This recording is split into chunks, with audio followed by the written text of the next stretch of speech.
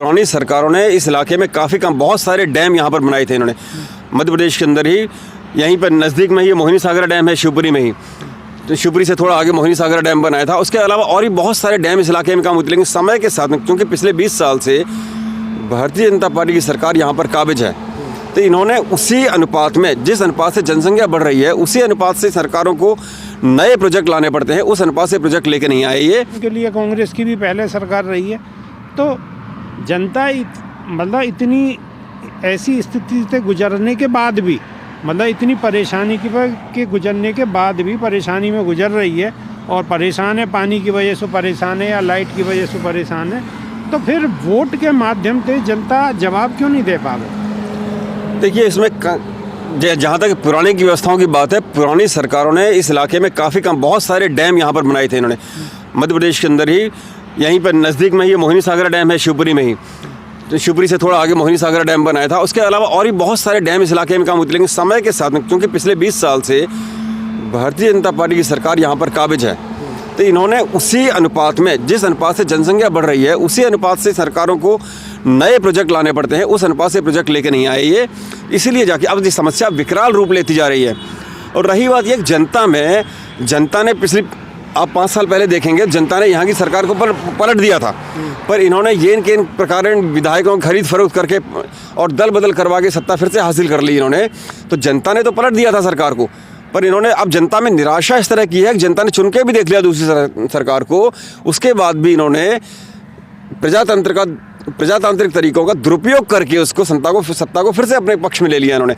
और इस बार पिछले चुनाव में भी कहीं ना कहीं लोग आरोप लगाते हैं कि शायद ईवीएम की प्रशासन, पुलिस और उसकी पकड़ से लोगों को शायद इन्होंने भ्रमित किया है, या लोगों किसी तरह से सत्ता चुनाव प्रचार में। आप ईवीएम को दोष दोगे तो ईवीएम तो अब भी है, अब भी ईवीएम। हाँ, ये बात अभी भी है, इसीलिए हमारी आशंका यही है कि ये ईवीएम निश्चित रूप से जनता का जो मूलभूत अधिकार है, वोटर का जो मूलभूत अधिकार है, उसका उल्लंघन है, क्योंकि इसमें व्यक्ति को अपना अधिकार, उसको पता नहीं चल पा रहा है कि उसका वोट कहाँ जा रहा है, जहाँ वो चाहता है। ईवीएम का शिगुफा छोड़ने के बाद में और फिर कहीं ना कहीं आपको भी घबराहट हो आने वाले इलेक्शन में, कहीं जो आप कथनी करनी में आपकी में ही अंतर हो जाए। इसीलिए नहीं, जहाँ तक बात है, ये किसी पार्टी या उसके सरकार की बात नहीं है, ये बात है व्यक्ति के मूलभूत अधिकार की, वोट के अधिकार की। तो वोट जो है, उसका वोट कहाँ गया, ये व्यक्ति को मालूम होना चाहिए, उसको खुद को मालूम होना चाहिए कि उसका वोट कहाँ गया। यहाँ पर आदमी जब मशीन का बटन दबाता है, उसका वोट सिर्फ इलेक्शन कमीशन डिसाइड कर सकता है कि ये वोट उसका कहाँ गया है।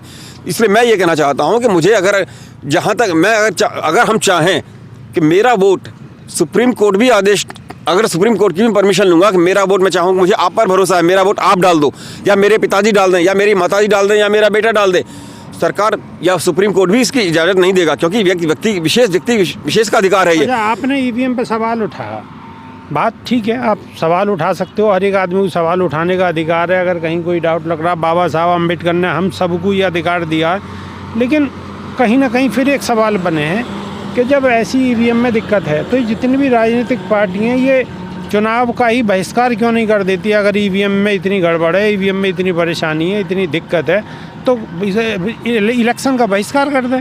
नहीं तो उसमें तो फिर ये लोग सत्ता पर और आसान, क्योंकि कुछ लोगों को, निर्दलीय लोग भी ये खड़े करवा देंगे। बहिष्कार कर देने से तो इनके हाथ में सत्ता और अच्छी तरह आ जाएगी। तो बहिष्कार करना तो आएगी कहाँ से, जब सारी पार्टियां अगर एक हो गई है, हमें तो बिल्कुल चाहिए ही नहीं ईवीएम है, तो कहीं ना कहीं कोई ना कोई फैसला तो ले। एक पार्टी जो सत्ता में है, जो पार्टी सत्ता में है, वो तो चुनाव लड़ेगी, वो तो बहिष्कार नहीं करेगी। दूसरे जो कुछ निर्दलीय खड़े हो जाएंगे, कुछ छोटी मोटी पार्टियां बहुत रही हैं देश में। ऐसा थोड़ी है कि इसके, अगर ऐसा हुआ तो बिल्कुल रिन्यूअल थोड़ी हो जाएगा सरकार का, भाई कुछ ना कुछ तो उस पर संज्ञान लिया जाएगा ना। हाँ, इसके लिए एक बहुत बड़े आंदोलन की जरूरत है। मैंने अपनी विचार व्यक्त किया। मुझे ये लगता है कि निश्चित रूप से वोटर को उसका अधिकार होना चाहिए। अगर जनता चुनना चाहती है जिस सरकार को भी, ईमानदारी से उसको अधिकार होना चाहिए। हमें ये संदेश इस बात का है कि ईवीएम जो है, और हर पार्टी लगभग कहीं ना कहीं, हर पार्टी भी कहीं ना कहीं अपने फ़ायदे के लिए, कुछ बड़े नेता भी अपने फ़ायदे के लिए ये जानबूझ के ईवीएम को संभवतः बनाए रखना चाहते हैं। यानी कि कहीं ना कहीं कुछ नेता नगरी में भी ऐसे लोग हैं कि जो ईवीएम को एक मुद्दा बनाए रखना चाहते हैं। तो स्वागत है अरुणेश यादव जी। जी, तो प्रोफेसर साहब, अब आप दिल्ली से मध्य प्रदेश के अंदर हो, दिल्ली से आए हुए हो और पिछले कई दिनों से मध्य प्रदेश में जगह जगह जगह जगह आप घूम रहे हो, लोगों के मन को टटोलने की कोशिश कर रहे हो। बात कहाँ तक पहुँची है साहब? मुझे जो ऐसा लग रहा है, जैसे अभी ठंडी हवाएं चल रही हैं, तो जनता ने भी बड़े ठंडे दिमाग से सोच लिया है और बड़ा ठंडा रिस्पांस दे रही है जनता इस बार वो खुल के नहीं बोल रही कि साहब हमें किसे वोट देना, किसे वोट नहीं देना। उसके लिए हमें क्या है, जनता की नब्ज को टटोलना पड़ेगा।